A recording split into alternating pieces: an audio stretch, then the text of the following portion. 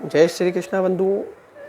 पवित्र पुरुषोत्तम मास में आइए भगवान श्री कृष्ण की एक लीला का स्मरण करते हुए बंधुओं, एक बार की बात है, भगवान श्री वेदव्यास जी श्रीमद् भागवत को लिख रहे थे। वो लिखते समय एक श्लोक को जैसे ही लिख रहे थे, बड़ा अच्छा वर्णन आता है। श्लोक को लिखते लिखते मन में विचार करने लगे, उस श्लोक का अर्थ को याद करने लगे। श्लोक लिख रहे थे, कहते हैं वेदव्यास जी कि इंद्रियां बड़ी बलवान होती हैं, मन बुद्धि चित्त अहंकार, 5 ज्ञान इंद्रियां, 5 कर्म इंद्रियां, कि इंद्रियां बड़ी बलवान होती हैं, इनको हम वश में नहीं कर सकते।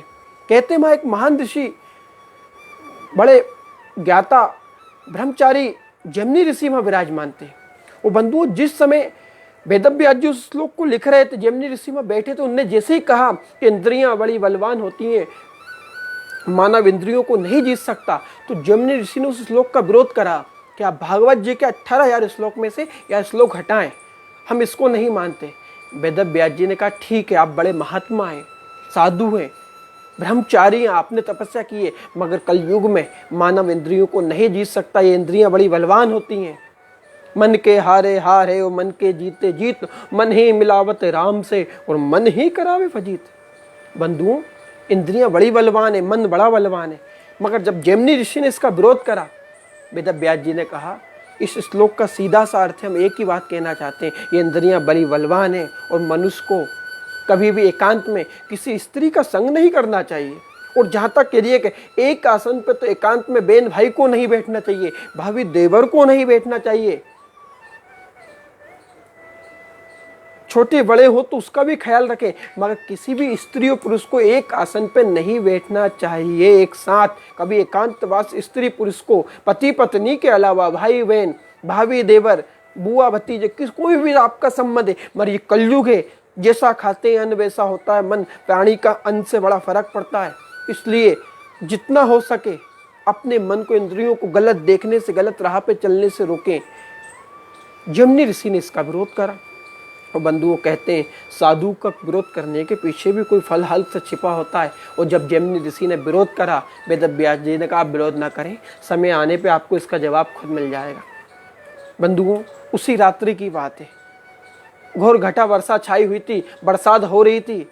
शाम प्राशास्त्र में जमनी ऋषि और वेदव्यास जी विश्राम, अपनी अपनी कुटिया में विश्राम कर रहे थे। समय आता है, वेदव्यास जी ने जमनी ऋषि की परीक्षा लेने चाहिए। और जैसी परीक्षा लेने चाहिए, वेदव्यास जी ने एक स्त्री का रूप बनाया और भर बरसात में जाके जमनी ऋषि को कुटिया को खटखटाया, हे महात्मन दरवाजा खोलिए। जमनी ऋषि घबरा के उठे, क्या बात है, कौन हो आप, कौन हो नारी, किसकी आवाज आ रही है? महात्मा दरवाजा खोलिए, हम पथिक हैं, रास्ता भटक गए हैं, 4 लोग साथ जा रहे थे, मेरे साथ वाले छूट गए, मैं वन में अकेली ले गई हूँ, हिंसक पशु चोर डाकू मुझे लूट लेंगे, कृपया आप रात्रि भर अपनी कुटिया में मुझे शरण दीजिए, सुबह मैं अपने और देश को चली जाऊंगी। जमनी ऋषि ने कहा अरे, हम काट की भी स्त्री को अपनी कुटिया में शरण नहीं दे सकते, तुम तो हार मास की हो, तुम्हें कैसे हम रख सकते हैं, तुम कहीं और जाओ। वेदव्यास जी जो नारी के रूप में, तो उनने कहा महात्मा आप साधु हो, साधु को तो आश्रय देना चाहिए, शरणागत में आए हुए को त्यागना नहीं चाहिए। कोटि विप्रबद लागे जाऊ आए, शरण तजे नहीं था। और राम जी कह रहे हैं शरण में आने के बाद तो त्यागना ही नहीं है, शरणागत भगवान है, आप मुझे शरण दीजिए। जमनी ऋषि ने कहा हम शरण नहीं दे सकते, कि महात्मा मैं सुबह चले जाऊंगी, कोई स्थान बताइए मुझे शरण दीजिए। जमनी ऋषि कहते हैं वेदव्यास जी से, जो स्त्री के रूप में रहे, सामने वो कुटिया है, उसमें जाके अंदर से कुंडी लगा लो, और कोई रात्रि में दरवाजा भी खटखटाए तो खोलना नहीं, जहां तक मैं भी आके दरवाजा खटखटाऊं तो सुबह होने सूर्योदय से पहले दरवाजा नहीं खोलना है। जैसी आपकी आज्ञा। जाके वेदव्यास जी जो स्त्री के रूप में थे उस कुटिया में विश्राम करने लगे।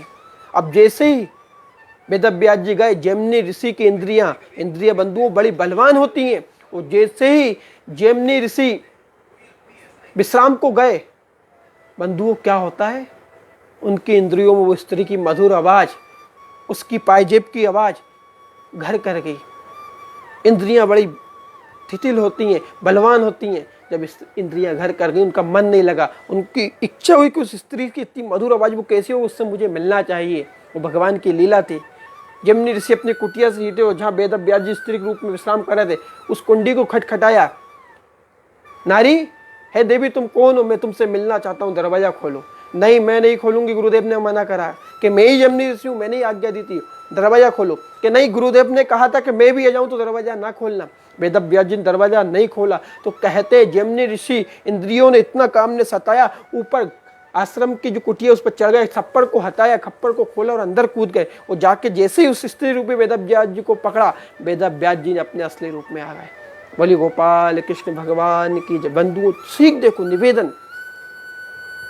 व्यास जी कहते हैं, जमनी ऋषि जी आप कहते हैं ना कि इंद्रियों को जीता जा सकता है, आप महात्मा है, हो सकता है आप जीत लें, मगर कल युग में प्राणी इंद्रियों को नहीं जीत सकता। इसलिए कभी भी एकांत में बहन के साथ वास नहीं करना चाहिए, भाभी के साथ वास नहीं करना चाहिए, एक आसन पर नहीं, मर्यादाओं का पालन करते हुए। बंधुओं निवेदन है, इस संसार में कलयुग में आज पाश्चात्य संस्कृति बढ़ती जा रही, इसलिए हमें मर्यादाओं का पालन करते हुए, किसी की निष्ठा पे कोई प्रश्न नहीं है, बड़े बड़े महात्मा आज भी इस कलयुग में, किंतु इस समय को देखते हुए, इस काल को देखते हुए सावधानी के साथ सनातन धर्म की मर्यादाओं को निभाते हुए हमें आगे बढ़ना है।